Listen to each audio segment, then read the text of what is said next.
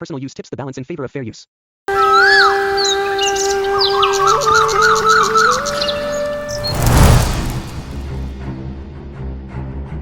रामलाल और चंदा घने जंगल में झाड़ियां को पार करते हुए आगे की ओर बढ़ते जा रहे थे।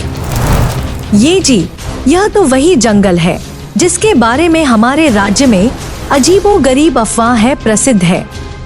अरे जल्दी जल्दी चलो चंदा, हाँ यह वही घना जंगल है।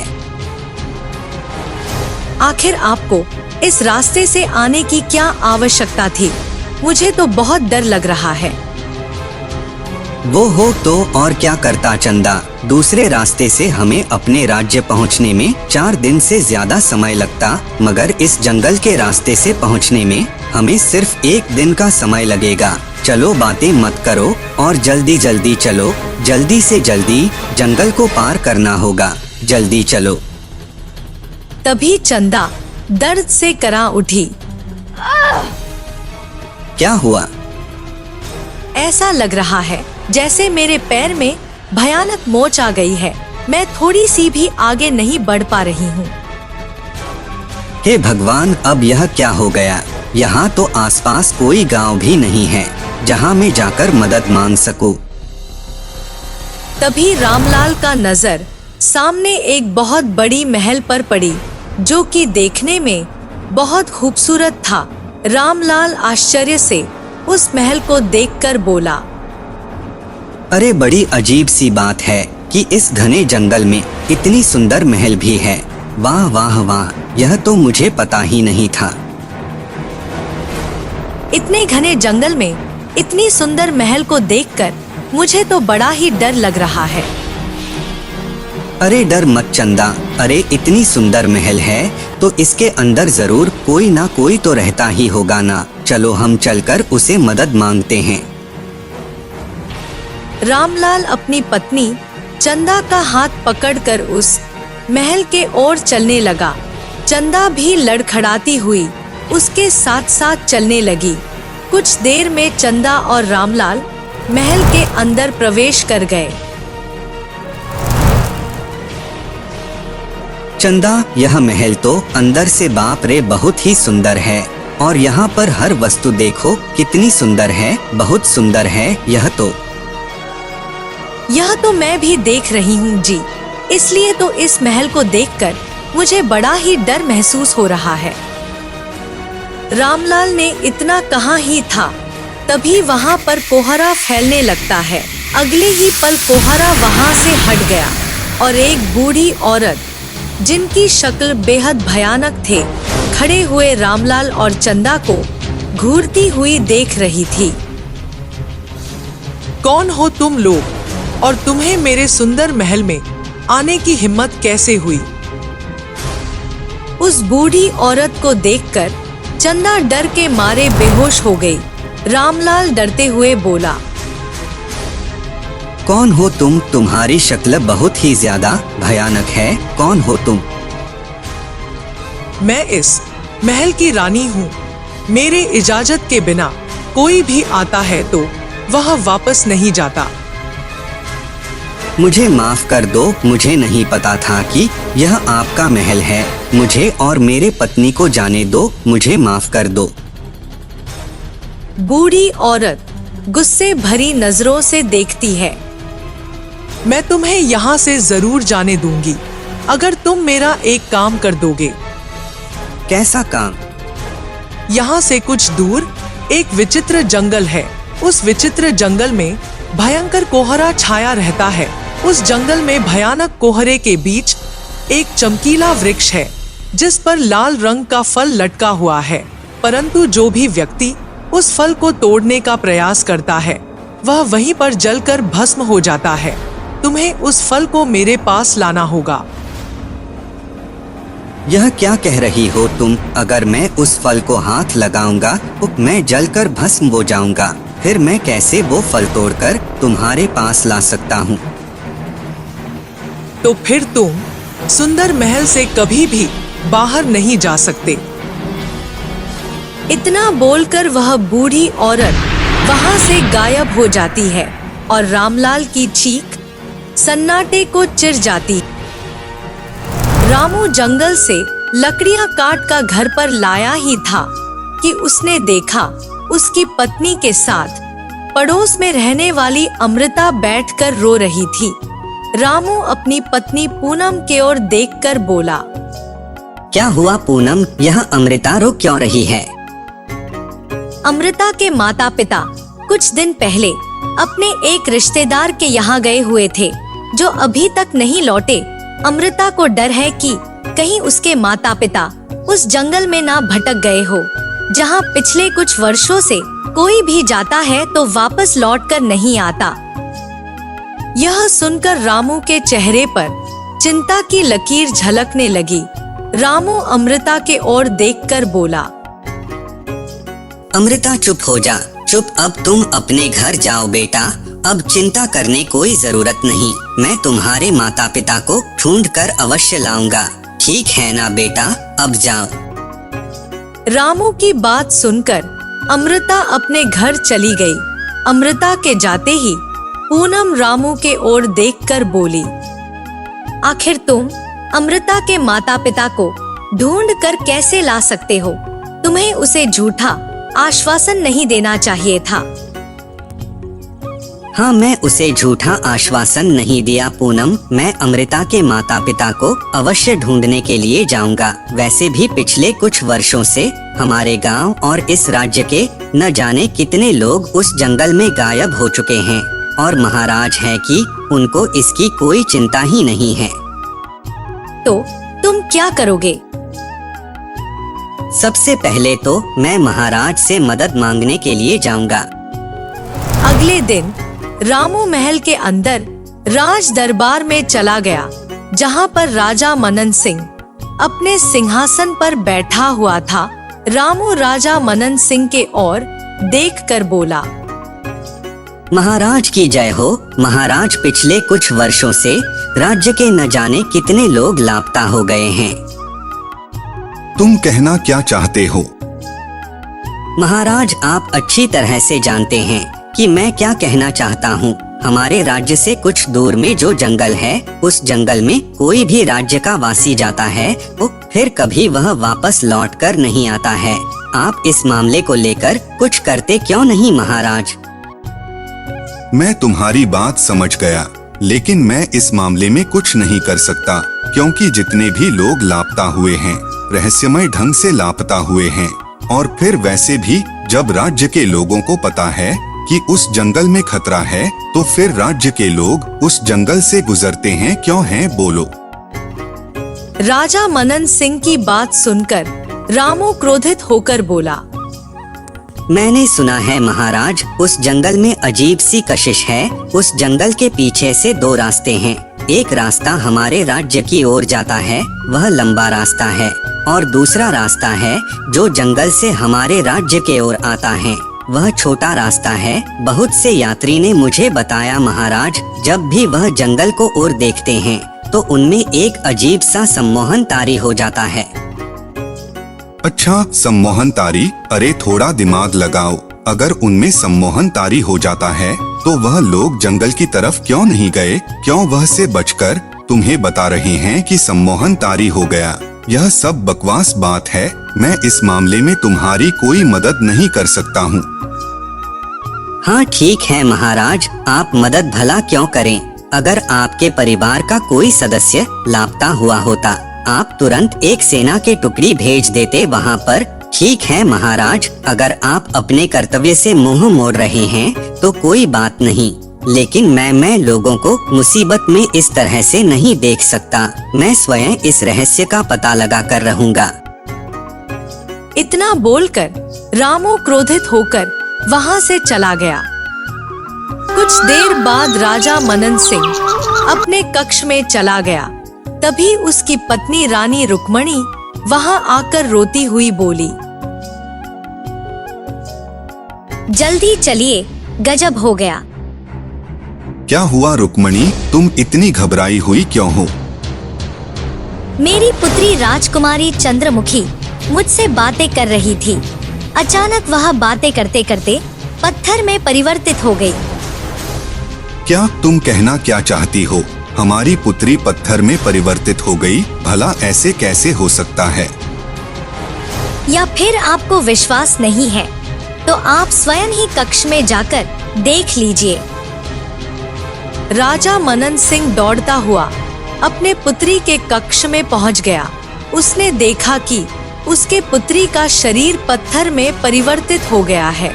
यह देख राजा मनन सिंह पूरी तरह से घबरा गया।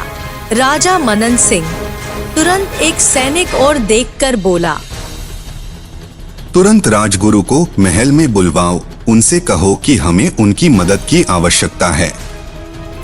कुछ ही देर में राजमहल के दरबार में राजगुरु राजा मनन सिंह के सामने खड़े हुए थे।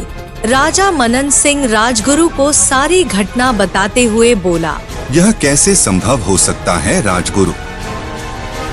महाराज, मैं इस मामले में आपकी कोई सहायता नहीं कर सकता, परंतु एक बात मैं दावे के साथ कहता हूँ कि राजकुमारी चंद्रमुखी का पत्थर का बनने का रहस्य उस जंगल में छुपा हुआ है, जहाँ पर आपके राज्य का वासी पिछले कई वर्षों से गायब हो रहे हैं। अगर ऐसी बात है तो मैं अपने सैनिकों की एक टुकड़ी भेजकर इस रहस्य का पता स्वयं लगाऊंगा। मैं अपने पुत्री को पत्थर का बना हुआ नहीं देख सकता। इतना बोलकर राजा मनन सिंह अपने सेनापति के पास चला गया। उनसे सारी घटना बताते हुए बोला, सेनापति, सैनिकों की एक टुकड़ी तैयार करो, हम तुरंत जंगल की ओर रवाना होंगे।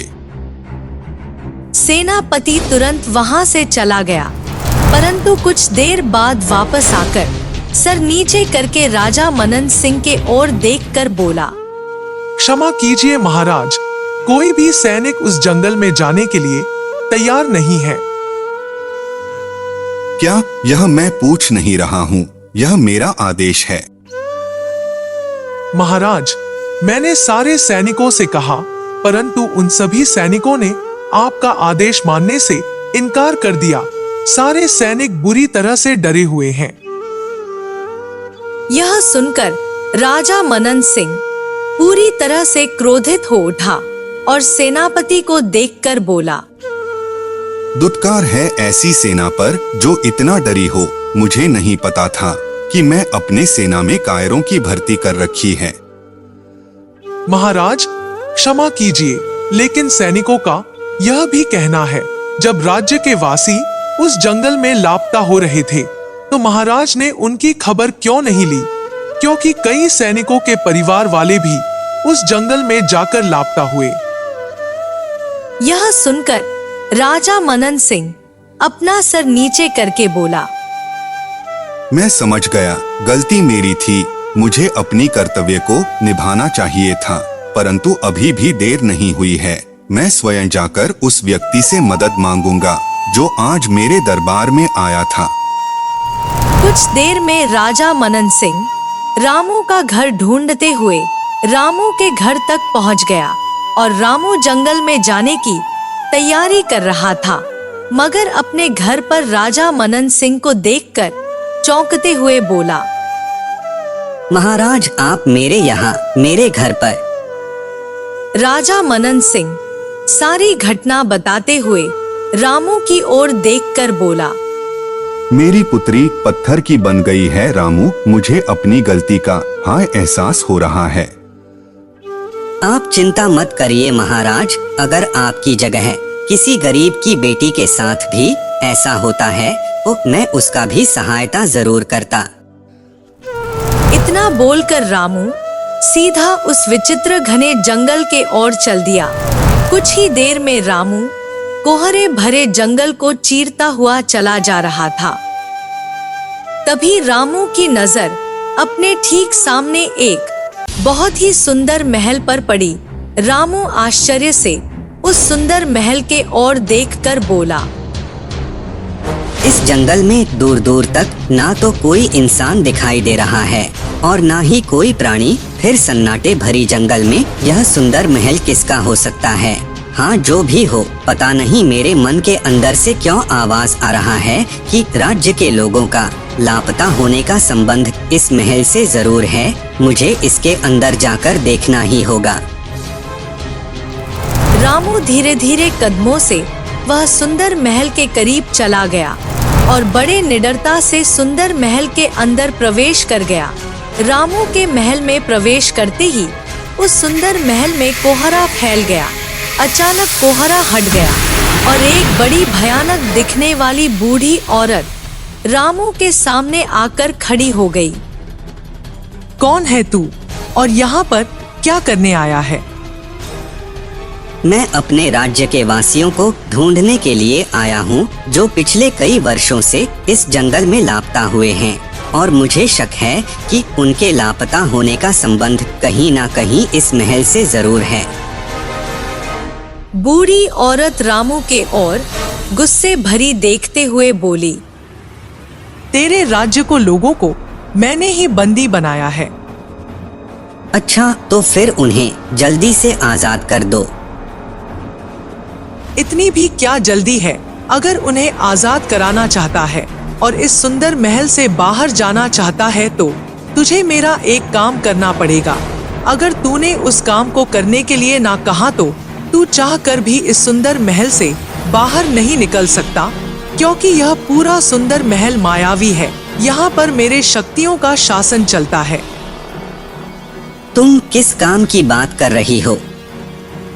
यहाँ से कुछ दूर एक दूसरा विचित्र घना जंगल पड़ता है, जहाँ पर भयंकर कोहरा छाया रहता है। उस जंगल में एक चमकीला वृक्ष है। उस चमकीला वृक्ष में एक फल लटका हुआ है, जो कोहरा में भी चमकता है। तुझे उस फल को तोड़कर मुझे देना होगा, परंतु याद रखना, कोई भी स्पर्श करते ही जलकर भस्म हो जाता है। मुझे उसकी कोई परवाह नहीं है। अगर मैं वह फल लाकर तुम्हें दे दूं तो क्या तुम सब लोगों को आजाद कर दोगी? मैं सबको आजाद कर दूंगी। ओ, मुझे याद आ गया, महाराज की इकलौती पुत्री राजकुमारी चंद्रमुखी भी पत्थर की बन गई है। क्या वह भी सही हो जाएंगे? राजा मनन सिंह के पुत्री राजकुमारी चंद्रमुखी पत्थर की बन चुकी है, वह भी सही हो जाएगी। तो ठीक है, मैं तुम्हारे लिए यह काम करने के लिए तैयार हूँ।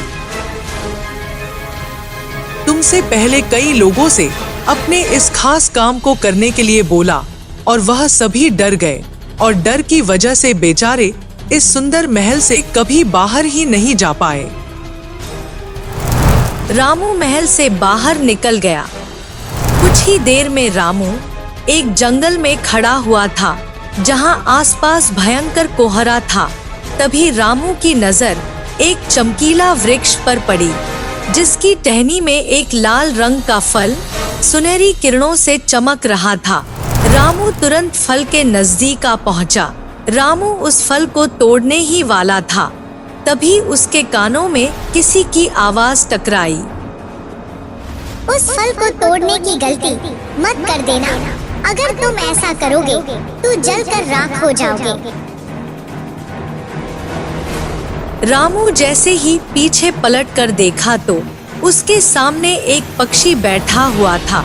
रामू आश्चर्य से उस पक्षी के ओर देखकर बोला, तुम तो एक पक्षी हो, फिर तुम इंसान के भाषा में कैसे बात कर रहे हो? मैं एक मायावी पक्षी हूँ। मैं तुम्हें चेतावनी देता हूँ कि इस फल को मत तोड़ना। तुम इस फल को तोड़ने के लिए मुझे माना क्यों कर रहे हो? क्योंकि मैं इस फल की सुरक्षा करता हूँ। लेकिन मुझे तो उस बूढ़ी औरत ने तुम्हारे बारे में नहीं बताया। तुम किसकी बात कर रहे हो?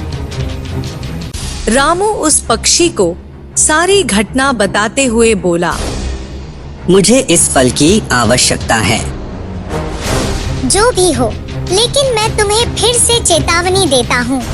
अगर तुम उस फल को स्पर्श करोगे तो तुम जलकर राख हो जाओगे। जब तुम ही जलकर राख हो जाओगे तो तुम फल को ले जाकर क्या करोगे? मुझे ईश्वर पर पूरा भरोसा है, क्योंकि मैं इस फल को किसी बुरी नीयत से नहीं तोड़ूंगा, बल्कि बहुत से लोगों का जान बचाने के लिए तोड़ूंगा। इतना बोलकर रामू ने उस चमकीले वृक्ष से फल तोड़ लिया। तब रामू ने देखा उसे कुछ भी नहीं हुआ। तभी वहां अचानक पक्षी एक सुंदर पुरुष में परिवर्तित हो गया। रामू आश्चर्य से बोला, कौन हो तुम, कौन हो? मैं वन रक्षक हूँ। बहुत समय पहले मुझे एक साधु ने श्राप दिया था। उस श्राप के वजह से ही मैं एक पक्षी में बदल गया था। साधु ने मुझसे कहा था, जब भी कोई निडर इंसान यहाँ पर आएगा और बगैर डरे इस फल को तोड़ेगा, तब तुम अपने असली रूप में आ जाओगे और श्राप मुक्त हो जाओगे। इतना बोलकर वह सुंदर पुरुष वहां से गायब हो गया। रामू सुंदर महल के अंदर प्रवेश हो गया। रामू के हाथ में लाल फल देखकर वह बूढ़ी औरत रामू से बोली, लाओ, मुझे वह फल दे दो। नहीं, पहले मुझे मेरे राज्य के लोग को आजाद करो। जब तक मैं वह फल नहीं खाऊंगी, तब तक मैं आजाद नहीं कर सकती। मेरी मजबूरी है। रामू ने वो फल उस बुढ़ी औरत को पकड़ा दिया। वह बुढ़ी भयानक औरत ने वह फल खाया। रंग बिरंगा किरणों के साथ वह सुंदर स्त्री में परिवर्तित हो गई। रामू आश्चर्य से वह सुंदर स्त्री से बोला, कौन हो तुम, कौन हो? मैं राजा मनन सिंह के पूर्वजों में से हूँ। बरसों पहले जब मैं रानी थी, तब मैं गरीबों पर बहुत अत्याचार करती थी और गरीबों से नफरत करती थी। गरीबों के नफरत की वजह से मैं इस जंगल में सुंदर महल तैयार करवाया और यहाँ पर रहने लगी। काफी समय के बाद मुझे एहसास हुआ कि मैं धीरे धीरे करके बूढ़ी हो रही हूँ। अपनी सुंदरता और जवानी बरकरार रखने के लिए मैं यहाँ के वन रक्षक से मदद ली और उसकी मदद से जंगली जानवर और प्राणियों की बलि लेने लगी। इस बात से क्रोधित होकर जंगल में तपस्या कर रहे साधु महाराज ने वनरक्षक को एक पक्षी में परिवर्तित कर दिया और मुझे मेरे ही महल में भयानक बुद्धि के रूप में परिवर्तित कर दिया। मैं साधु के सामने बहुत रोई और गिड़गिड़ाई। साधु को मुझ पर दया आ गई। तब उन्होंने मुझसे कहा, जिस स्थान पर वनराज को पक्षी में परिवर्तित किया है, वहाँ पर एक चमकीला पेड़ है जिसपे एक लाल फल उगता है। तुम उस लाल फल को खाकर अपने असली रूप में आ सकती हो, मगर उस लाल फल को कोई भी हाथ लगाएगा तो वह जल पर भस्म हो जाएगा, सिवाय उस इंसान के जिसके दिल में दूसरों के लिए प्रेम होगा और वह निडर हो। मैं साधु महाराज से पूछा कि वह व्यक्ति यहाँ पर कब आएगा। तब साधु महाराज ने मुझसे कहा, जब तुम्हारी पीढ़ियों में से कोई राजकुमारी पत्थर में परिवर्तित हो जाएगी, तब तुम समझ लेना तुम्हारा श्राप समाप्त होने के कगार पर है। इसलिए जब तुमने राजकुमारी को पत्थर के बनने की बात बताई, तो मैं समझ गई समय आ चुका है। अब मेरा जाने का समय आ गया है। इतना बोलकर वह सुंदर स्त्री वहां से गायब हो गई और साथ ही साथ वह सुंदर महल भी गायब हो गया। रामू को अब वहां पर अपने गांव के वह सभी व्यक्ति दिखाई देने लगे जो लापता हुए थे। रामू उन सभी व्यक्तियों को लेकर अपने राज्य आ गया।